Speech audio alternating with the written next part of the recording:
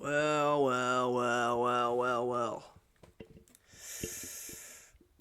24th of December, 2025. I dropped 6 days ago, and I was in Japan. It's day 86. I am back home. We made it, bro. Honestly, feels great. I still got a bunch of shit back there. I haven't completely unpacked. We've come full circle. Haven't fully packed to haven't fully unpacked. But so low key, I don't know how long this video will be. I feel like I could drag this literally for an hour. If I just keep talking about everything. But it's 1:50 a.m. Yeah, I don't know. Let's see how long this goes.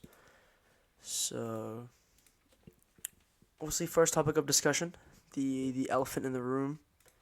If I've been gone, so clearly not much has happened. Great experience. We can conclude the experience now. I was hyping it up all these past few months, past few weeks, however long we've been in this game. Yeah, I've been just hyping it up. And I can say it definitely lived up to the hype, if not exceeded the hype, because, I can clearly, safe to say, greatest experience of my life. This was one of a kind.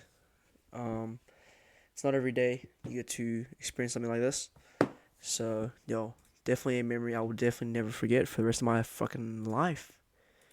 Because, just five of us boys just in another country, and just living our lives.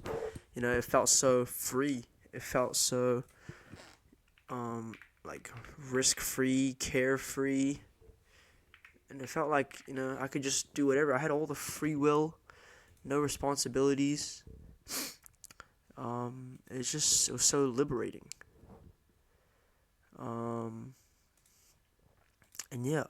What more can you really ask for? Maxed out, by the way. Came back home. Storage, luggage was maxed. I've spent all my money. So now, completely out of money. New phone case, all that. Yeah, money is tight right now. We don't have much, but I think we should be alright. But we can finally start saving up money, reinvesting into capital for our business. And that is the plan. That is the goal. I'm going to be working throughout these next 2 months. I'm going to be crunching out, just getting my head down. Nice deep work so I can get up money, start investing. I think if I work, I'll set myself up nicely for the year. For anything else, any other sort of monetary issues I might be having. Because, you can always have more money. That was where I've been for the past 3 weeks. I made that video, day 85, because I had the opportunity to, as my roommate had left the room for an hour or two, so I had the room to myself. I thought, why not just give a little checkpoint? That was probably like 2/3 of my trip already in. So, at that point, I was basically finished. But, just thought I'd give a little update. But now, we're fully back. Well, not yet, actually. We are back, but I'm only here for another 2 days. I got tomorrow night, tomorrow full day, and then I'm gone again. Oh my god, bro, I don't want to go. I'm going glamping, bro, some stupid shit. It'll be fun, regardless, but, more days I'm out, the more day I miss to get back in the grind works of things, which kind of makes me just a little bit, not at ease, just knowing that, I really don't have any control over it, so I don't stress on it too much. If anything, I don't stress at it at all. But I just really wish I could get back into my routine, get back into the swing of things, and finally start working towards things I want to achieve, cause it's about damn time, bro. Um, but yeah, I'll be going there, and then I'll also be going to Sydney for like a weekend. But yeah, so Jan 5th is the day I'm fully clear of all vacational events, and after that, or I'm not putting anything off. I'm just saying, just to give you an outline of the calendar. After that, it will be smooth sailing from there, where it's kind of back into the ship's back into my control, and I can kind of steer it, where I want to go. So yeah, Japan was great. Apparently I'm going back. Hoping to go back, tour with my family instead of my friends. It'll still be fun because Japan's just great, great country. I came back and I felt almost disrespected. I don't know why, by the people here, cause like I feel like they just don't hold that same standard of respect for themselves. Not even for me. Like I don't care how rude you are to me, but like just for themselves, they don't hold that same level of respect for themselves as people in Japan do. But you know, I think both countries here in Japan, very hardworking countries, um, and they're where our tourism is what really drives it. And so obviously we have a very strong, effective, hard middle working class, which kind of runs this economy. What are we without it? So to build up such a great image of of these countries, both of these countries, you need to have a strong working class to be able to, yeah, well, support the infrastructure of what this country represents. And Japan obviously is a much bigger scale, obviously because there's like 6x the amount of people, but New Zealand I see it as well. But even so, um, we may have a strong working class, but we also have a very struggling lower class, which is much more precedented in it's more common and more normal, and it's also being quite normalized to the point where the standard of this country has almost fallen off. But the problem I see, or not a problem, but just something that I realized is with the strong middle class that does help to produce the infrastructure of these countries. There's no other way I can put it. The way I describe it is, it's a fucking matrix. Like, I understand these guys run our countries, and I understand that, without the working class, we wouldn't have an economy. But that just gives me even more of a reason for myself, or like it kind of just proves time and time again for myself that like how much I really resent this type of traditional lifestyle of just getting a job and you know collapsing into the 9 to 5. Because when I hear that, when I see that, these guys just with people who kind of lack ambition for themselves and their own creative expression and creative desire, just aiming to get by with the traditional lifestyle of a comfortable 9 to 5. I'm not dissing these guys whatsoever, because once again, they literally provide everything for this country, for these countries. They help to, represent. They have to run what we represent. So nothing but respect, because the working class is it's not easy. But I just don't want to live that lifestyle at all, because it's not that I don't want to, contribute to society, but it just, there's no ambition to it, there's no freedom to it. It's almost, oppressive in a way. And that's everything I don't stand for. So why would I want to, why would I want to willingly let myself just, go in there? So yeah, that's what I've kind of noticed. In Japan, the scale of that is far heavier. In a way that it almost feels, like unnerving, or it feels kind of boring. I remember one day I went to Akihabara. Sorry, I went to Akihabara in a just by myself, because Roy had some things he wanted to buy in Shibuya, and I didn't really want to go there. So I was like, oh fuck it, I'll go back. I'll revisit this place. We had already gone before, but this was in the third week where everyone split off. So I decided to just revisit Akihabara by myself. I don't know why. I don't know why I chose that spot. I just kind of thought, I'll walk around, see what they have, maybe something cool, because it's the place of anime. I wasn't looking to buy anything anime related. I wasn't even looking to buy anything in particular. I just wanted to have a look around. Safe to say, terrible fucking mistake. It wasn't a mistake, but yeah, I wouldn't call it a mistake. I would call it a very, very, very dreadful life lesson learning experience, because I stepped foot in that area, and it wasn't the fact that it was just like that area. It was just how lonely I felt. I was alone. I had nothing, no desire to purchase anything. So when you strip the money away from you, because when you always have money, you always find ways to kind of please yourself. It's that short term gratification that can keep you going if you have money to to exercise that. If I had $5,000 to spend in that area, I'd be having a jolly old time.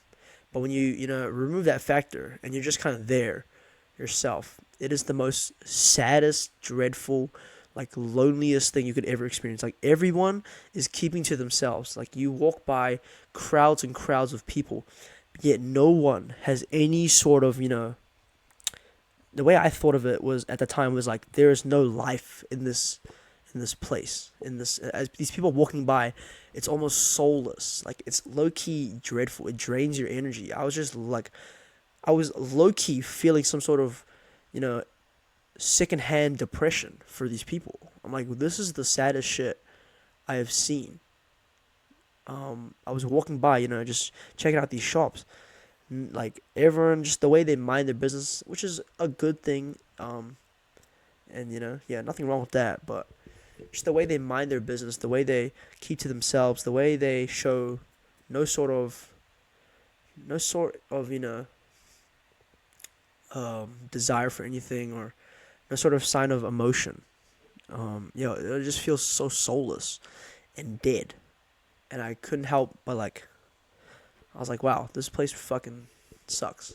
It's quiet, it's peaceful, yes, but dead, just dead. And so I literally left that place, never wanting to go back there again by myself. I was like, this is just dreadful. This is dreadful. And then that kind of got me thinking, because I don't know if this is the gooner in me years ago, but I just had this kind of weird connection. I was like, well, I really think I would suit genuinely living in Japan as a resident, because of their lifestyle and their quiet, peaceful nature. I really saw myself physically living there, not in the big city, big bustling streets of Tokyo, but somewhere near country, a little more rural, not in just the fucking city side with all the fucking all that shit going on. No, I would just want to sit down, beachside maybe. Maybe not beachside. That's lucky dangerous. Fucking one of these days, a tsunami gonna get me, bro. But just somewhere rural, and kind of I don't know, chill out, bro. That's my retirement plan, bro. I would do that. I'm not gonna lie, to this day, I still think about it. That as a retirement plan, doesn't sound too shabby. But anyway, my point is, after I went to the area and I left, literally it was so painstakingly I almost got a reality check there. It literally made me reconsider this retirement plan of mine. If I really had if I had nothing else to my name, and I just happened to live in Japan, I would feel like this would be so dreadful. This would be so boring and dead. And why would I ever want to stay here? And that's how it really felt like. But once again, I think a big factor of that is my lack of money, lack of desire to do anything. I literally was just kind of walking around for no reason. I had no direction. I was just kind of floating around. So in a sense, maybe I was also a bit of a lost soulless being, but at least I had some sort of awareness. I was looking at it from a bit of an outer perspective because I'm a tourist. But yeah, these people, matrix agents, you know, working the 9 to 5, slaving away, keep the country running, which is fair play, bro. Respect to you. Round of applause. You know, I respect you, but that's not how I want to live, and that brings me to my third big event that has happened. I would call this the epiphany and the realization of humanity. So, it doesn't sound. It sounds a lot more. Sounds like I'm praising it a lot, or like something crazy happened. But honestly, in reality, it didn't. It's not that crazy. But essentially, I had like a fucking. I had a literal realization. Reality check. Amazing Rhino contacts me at like 1 a.m. in the morning, Japan time, which is like 5 a.m. in New Zealand. He was like up early or some shit. Yeah, we just had a freaking little chat, and then he ends up basically changing the course of my life, to put it shortly. So essentially, I'm going for engineering, right? You guys know this. I think I can explain it detailed right now for both of y'all to fully grasp the concept of what it's like on my perspective, because I feel like with me just explaining the contents, it doesn't sound as extreme as it is. But to me, it's, yeah, there's levels to this. So, I'm doing engineering. And I really thought, I'm trying to escape this 9 to 5. Fuck this shit, bro. So I was like, I'm gonna make it out with ecom. I'm gonna bet on that. But then I'm doing like one of the hardest courses in university, like a full engineering. And I thought I could get by. I was like, I literally took the easiest engineering. I was like, oh yeah, I'll do civil engineering. Apparently that's the easiest. But no one ever said engineering was easy. Not even civil engineering. So don't know what I was thinking. But yeah, engineering, not happening. Yo, Nathan's trying to call me right now. Wait, okay, I'm texting this guy. Wait, I'm filming day 86. Chill. Anyways, okay, we'll wrap this up because I actually got to sort some stuff out. Yeah, so, he kind of gave me like a reality check, like, yo, you are not balancing the two. Like, if you try and do that, you're gonna end up half-assing both of them. And he kind of knows that I didn't really want to do engineering. Engineering is kind of just the main 3 points I'd say, is like, I just wanted to pick something remotely interesting. I always could, somewhat do math and physics to a degree. I'm not great at it. I'm just average. But that's enough for engineers, right? Yeah, something interesting like that. Something that pays well. That was the second condition, because obviously your boy wants money. And the third one, which is a bit of, it's hard to get by, is something that would just please my parents. Yeah, because obviously, I want to keep them satisfied. It's just how it works, You can watch my day 73. That goes a little more in depth about how I feel towards that. I'm trying to, please those two, my parental figures. But that was mainly the whole point. So me trying to balance them is kind of like me still attaching myself to this this need to validate their wants. They want me to get a job as an engineer and live a comfortable 9 to 5. And I don't know where I was going with that, trying to basically conjoin myself through two sides of the spectrum. One where I'm focused on ecom and basically trying to escape the 9 to 5, but then I'm like kind of contradicting that by actively studying an engineering degree and basically keeping myself in the 9 to 5. So yeah, it's just stupid. It's contradictory. Like, you're trying to escape, but you're also just holding yourself back. So that was basically the whole thingy.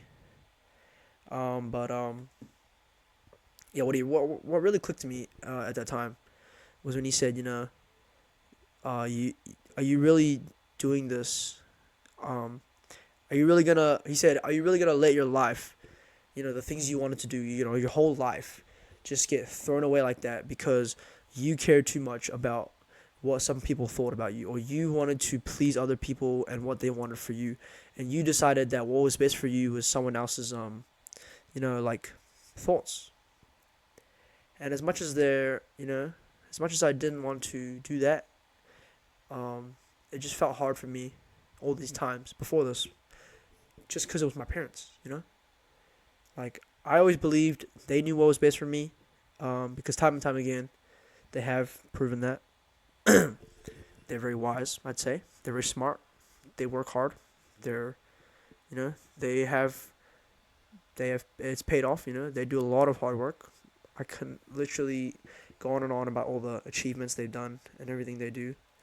So I can't not look up to them as role models, because they are. They're nothing more than that. But as much as I say that, so it's obviously, with me saying that, it's kind of hard for me to reject their ideas or their input on what they think is good for me. And I never really noticed that until now. Lewis kind of gave me this check. Like, you're really gonna throw away what you want in your life just because your parents telling you that you should do this. That's when it really clicked to me that by me kind of doing engineering, obviously you can't do e-commerce as well. You cannot balance the two, and the only way to really make it is to use sacrifice, because nothing good ever came without sacrifices. Like, it's a equivalent law of exchange. Like I said in that one video, and I have it in my book. I will literally read it right now in my little e-com journal. I wrote it at the front here. Humankind cannot gain anything without first giving something in return. To obtain something of equal value, something of equal value must be lost. That is alchemy's first law of equivalent exchange.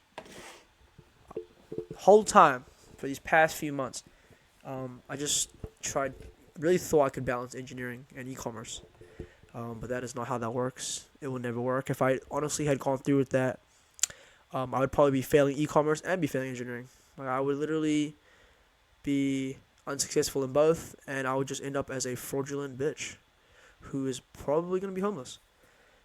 But yeah, so that, although as corny as it sounded in the DMs, I won't lie, I was cringing at myself when I was literally typing it at the moment, like the way I was saying things. But that was genuinely how I felt. Like, I'm not one to get mad.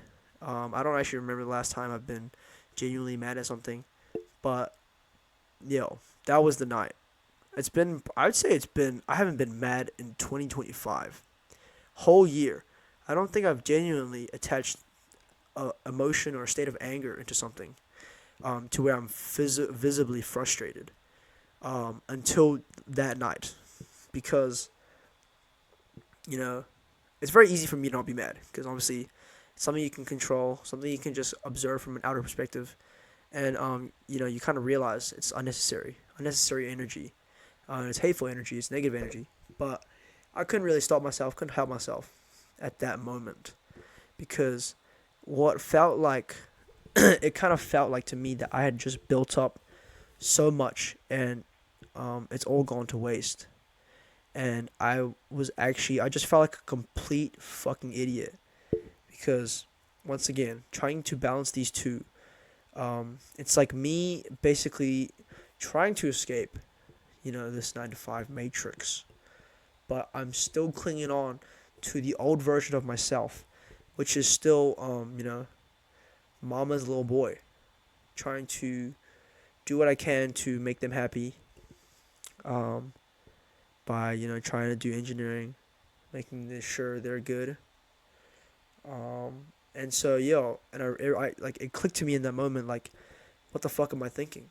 What have I been thinking this whole time? You can't, if you wanna live like someone else, you wanna live like something that's not you. You wanna change. You cannot cling on to your old version of yourself. If you wanna have the habits of a successful person. You cannot continue to do the things that you do now, as you are not a successful person right now.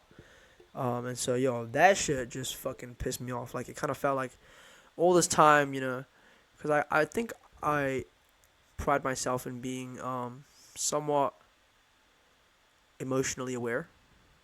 Like, I think I can understand people's perspectives. I think I have a good understanding on emotions and just overall self-awareness.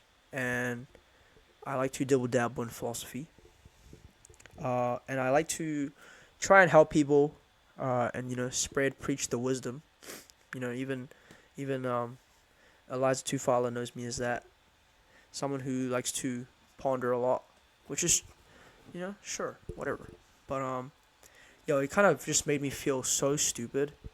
How I don't really pride myself, but how I see myself as someone who is quite self-aware and ponders a lot, and yet all this advice that I preach, I'm not even able to put that shit into my own, put those principles into my own world, into my own life, and fix my own life. So the whole time, it's like this hypocritical nonsense where I'm kind of, preaching the world all these principles, and I'm not even able to take these principles into my own life. And so, that plus also feeling like, I haven't really changed. I was like, I'm still clinging on to this old self, trying to do engineering. At this rate, I'll never, I can't do e-commerce like this. I have to let go of that. Because, I just felt like a fucking idiot at that moment. Like, wow, I'm still clinging on to my old self. Oh, shit, mosquito. Still clinging on my old self. It made me feel like I haven't changed one bit. And obviously, in my other video, my previous video, the 85, I told you, there's nothing more than I dread than feeling stagnant in life, feeling like I haven't progressed. So, at that moment, it just kind of hit me. A wave just hit me like, wow. I've really been clinging on to my old self this whole time. It feels like I haven't changed, and it's just, that is just purely aggravating. So, at that moment, it wasn't I guess from Nathan's perspective, it does look like a 1 a.m. motivation type of thing. Granted, it was also actually 1 a.m.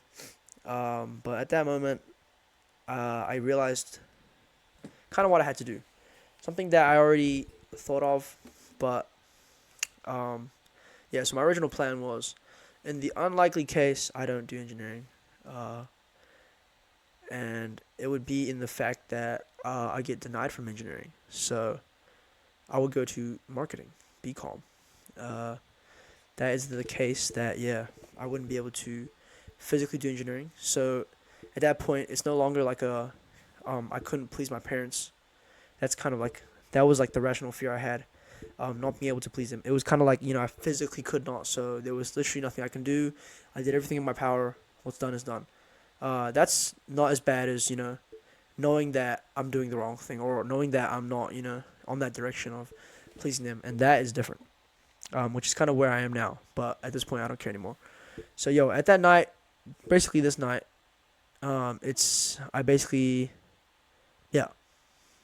I switched my engineering course. I've unenrolled, and I'm doing BCom. I'm doing marketing and a double major with business analytics. Got some insight that business analytics was pretty good in combination with marketing. So I'm gonna take those two now. And that right there, me switching degrees, is literally the turning point of my whole life. As you know before, as I said, if I were to continue down that path, I would not have made it. And it's crazy to think that. Obviously, I don't really, it hasn't fully hit me. Can't really say that now, because nothing's happened. I haven't done anything yet. I haven't achieved anything yet. But yeah, it's just, I feel like that was really the projection of that path that I was gonna take.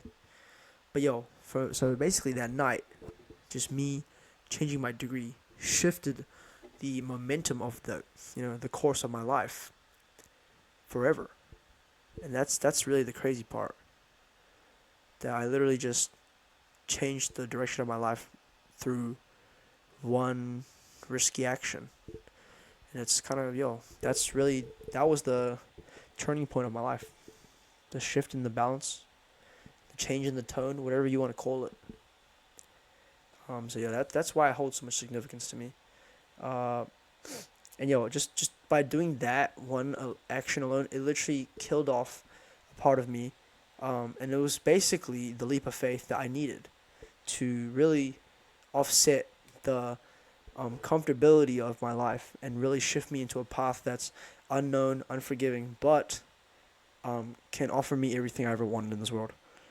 Something that this engineering path could never ever do. And yeah, just by me taking the action, it's me kind of stepping out and evolving. I'm really taking that leap of faith. That's literally all I can describe it as.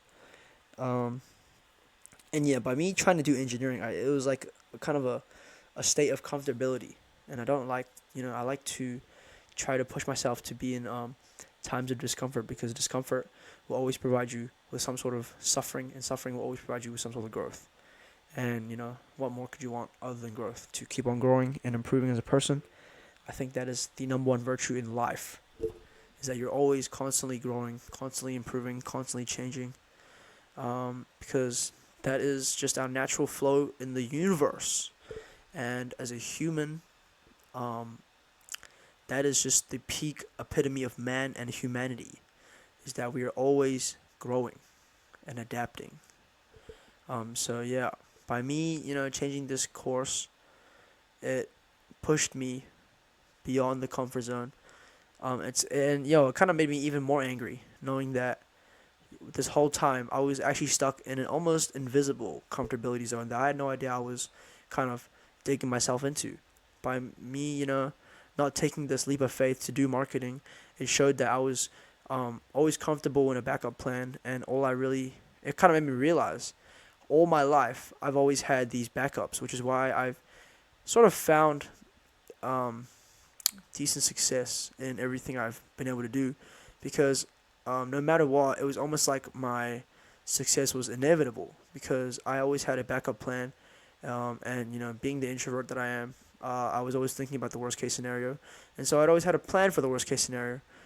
But in this case,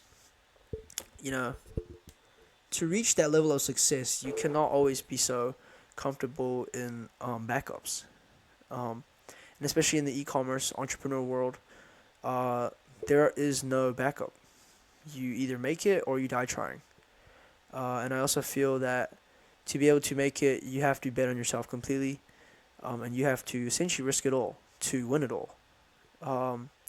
And there's no backup in that. There's no plan B.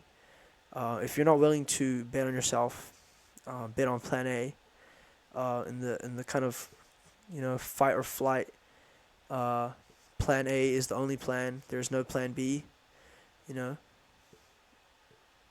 If you're not willing to do that for e-commerce and what you want in the world, then you cannot achieve it.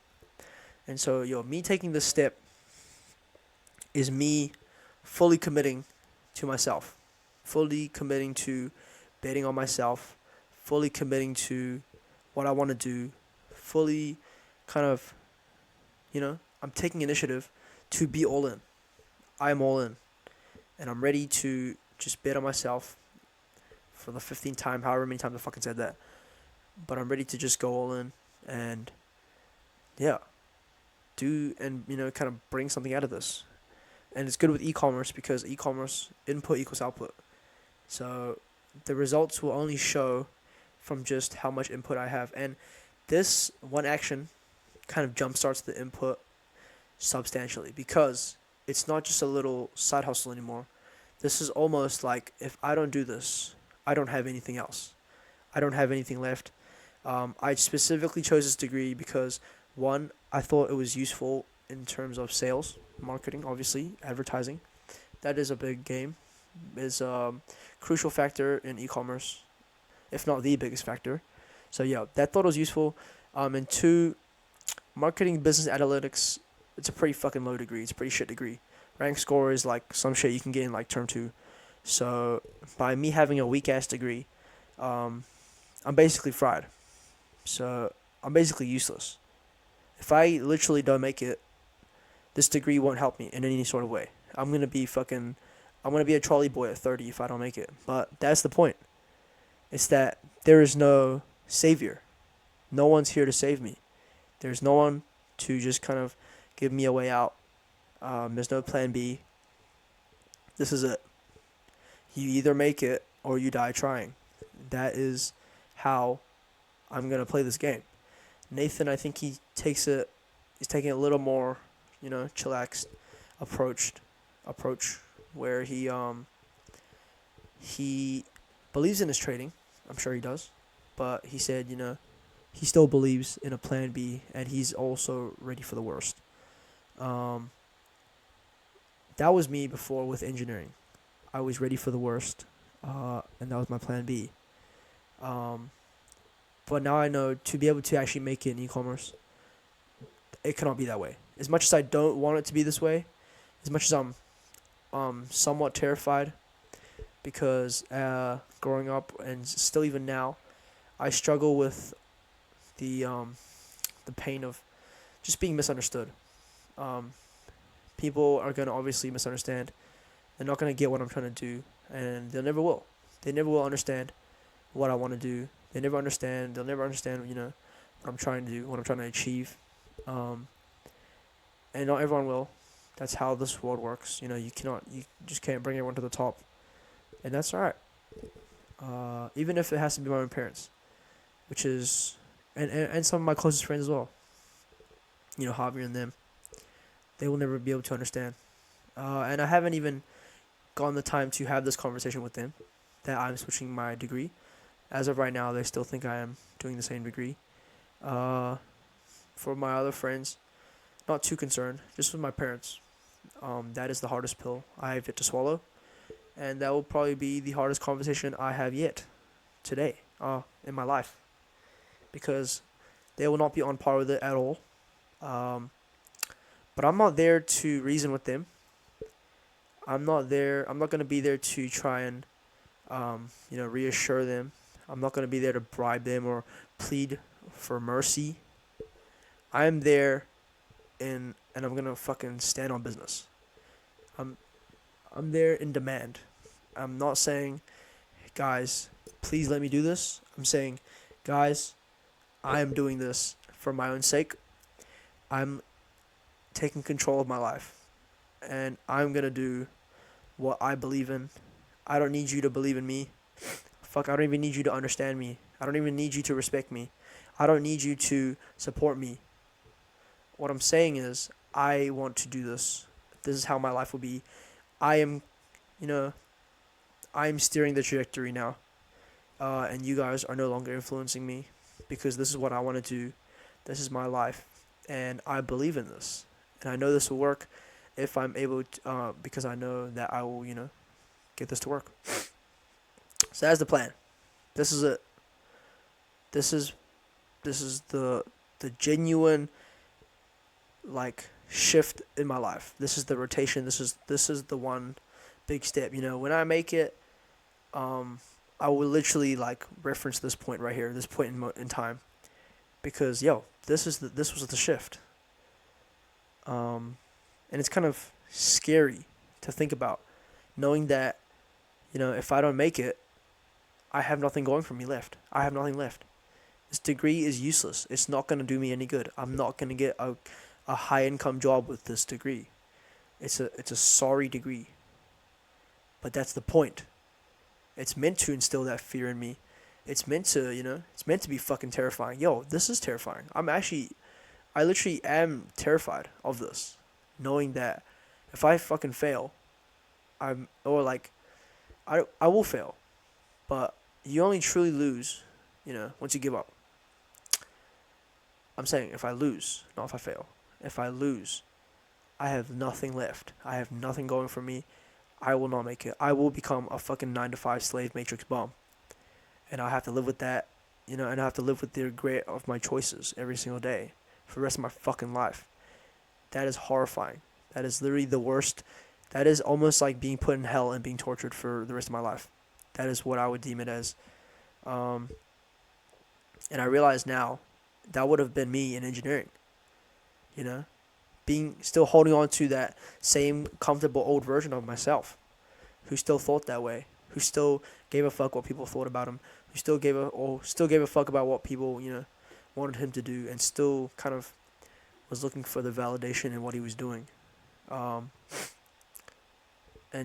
as much as I'm still having trouble swallowing that pill, caring about what people think, not in what I do, but like just specifically how I'm, moving with my life. Because most of my life, it was always, am I doing this right? Is this correct? And the peers and the people I was surrounded with, they were the ones to validate that. If I was, I was always trying to do the best. So, what else can you be judged as, in terms of the best, if not by the people around you, and if not by the environment around you? You can be deemed as the best by a bunch of retards, but you'll still be considered the best. So it was only the best as to who was around me. So obviously, if there's people who are way, way, way, way more upper class than me, of what they consider the best, and I'm trying to push myself to be the best, I'm gonna strive for higher excellence. If they push me to be an engineer, even if I was a retard, I would still lock in the fucking to try my best to be an engineer. And that's how it was. But I realized to live the life I want to live, it cannot align with their path. It cannot align with their input. It will not align with how they want me to be. And that is kind of the pill I have to swallow, which I get it. And they're going to misunderstand me, but that's just how it goes. This is for my life. This is for what I want to do. This whole time, it kind of feels like I haven't even been able to, it feels like I haven't been wanting to live the life I want to live, which is fucking stupid. Like, the hell? I don't want to live my life. I've been living my life by how people want me to. Like, that's just stupid.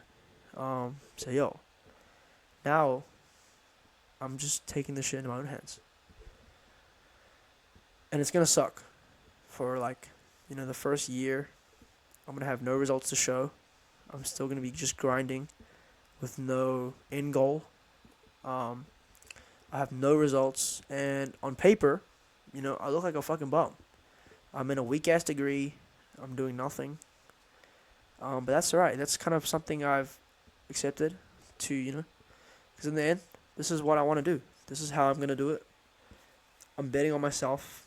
I believe in myself. So, for me to make it to the end, I'm gonna go through some tough shit, man. And isn't this what it is? Isn't this how you grow?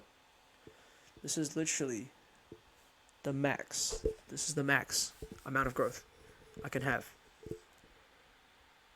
So yeah, I have yet to have the conversation with my parents. I don't know when I will. We have a vacation still. I might do it after that, just for the sake of letting them enjoy their vacation. I feel like if I bring this up to them now, they might have some back end thoughts about it and not be able to enjoy their vacation. So for the sake of them, I will just keep this down. Unless they ask about it. Actually, yeah, if they ask about it, I don't know. We'll see. But I don't think they will. But yeah. It'll be, probably the hardest conversation I'll ever have to have in my life. Up until this point. I don't know what else is to come. But yeah. So, every day, prepping for that. Just, I'm a bitch. Or if I can't do this, I'm a bitch. This is finally the time I have to stand on business. And it's finally the time where I have to show that, I'm fighting for what I believe in. I'm giving justice to what I want to do, and I'm no longer letting you control that, or I'm not letting your input influence me anymore, because I believe I'm standing up for what I believe in, and this is what I want to do, and I'm not gonna let you, stop me, or I don't care what you have to say anymore, because I believe in this so much so, you know, that's literally it.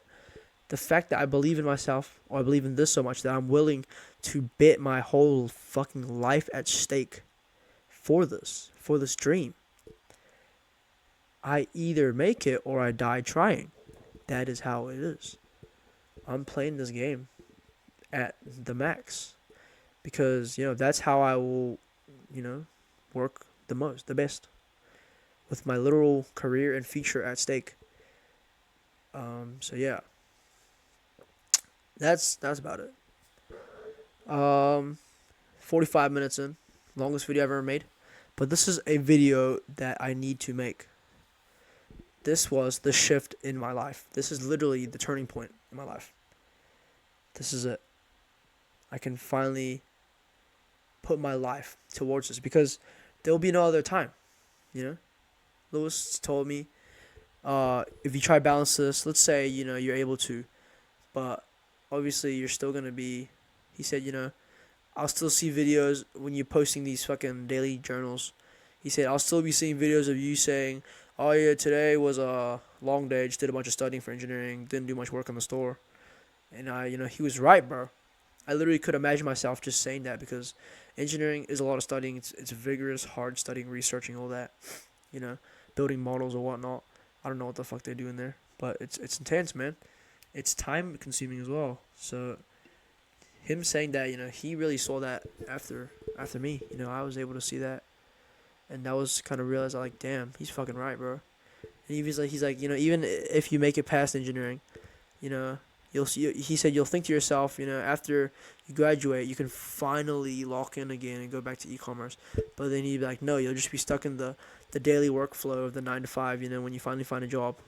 And I was like, wow, that's literally, he's literally right, bro. And I can't argue with it. He's literally right. And that's so true, because I literally have already been stuck in this workflow. I mean, in this trap. Back when we were still in exams, there was like such a long period of time. I think it was literally 1 month. I remember I said in an older video, 1 whole month where I didn't do anything in the store because I was just grinding out, studying for exams, trying to pass, trying to get good grades for engineering at the time. So it's engineering, just studying to enter engineering is already hindered my progress in e-commerce by a whole month worth of work. So imagine me actually like actively partaking in that class. I'm just not gonna get free time for anything, because to be honest, if you think about it, it's fair enough, because this is engineering. You're studying to literally enter the workforce instantly after you get out of school. So obviously the workload's intense, and they're you should be willing to basically put your whole life and focus towards it, because that is what is your future. So why would you? Obviously, it's not going to be. It will be time consuming. They will. It does require you to basically devote your whole time to it. So you can't. I can't half-ass that shit, as well as try to do e-commerce. By trying to do e-commerce, it's just not going to work. I'm gonna end up with a fucking nowhere in e-commerce, and I'll end up with a half-assed, nearly failed, probably failed engineering degree. So that is, and I'm pretty sure, like, I'm confident that would be not guaranteed, because nothing in life's guaranteed. That would be the most probable, statistical outcome. Like, that would have genuinely been my life. And after that, it's over. At that point, I was already too far gone. The second I enter engineering, it would already be too far gone. And if I graduated uni and I still, was in my room just making these stupid videos, saying, keep putting it off, like, oh yeah, we'll start it up soon again. No, that would have been it. This is it. I have to make it now. I'm not saying, I don't know if I'll make it during my time in uni. I don't know. I'm not gonna jinx it. No bad juju here. I don't know when, but all I know now is that I finally have, I can really fully put this into fruition. And now is the time where I can devote my life to this, because I will not have time anywhere else. It's literally now or never. If I didn't enroll in that course that night, it would have been too late. Like, it's now or never. If I didn't do that decision, nothing would have happened, and it would have been gone. This is an opportunity that, to enroll in this course now. If I didn't enroll, this opportunity would have slipped away, and that would have been it. My career as an e-commerce millionaire ended there if I had not enrolled in this. I'm not saying I'll make it right now. I'm not going to guarantee nothing, but at least now, the opportunity still stands. By then, it would have been over. But yo, this is the turning point of it all. So yeah, just that's it, man. Oh yeah. So I'll still have my my close circle, the Maybach boys. I don't really think anyone else ever believes in me, or will believe in me. But yeah, the truth is I don't need anyone to, and I'm not looking for anyone to. Um, but yeah, it's the sad truth, only the results will show. They only care about the results. If if you don't make it, they don't care about you. They will just, they will shit on you. So yeah, truly terrifying. But that's what makes it all the more, gives me all the more reason to push to succeed, and gives me all the more fire in my soul to, light up this world. So yo, in terms of the actual store, all this talk, all this life changing decisions and all that, but like, where's the actual progress of what you're doing?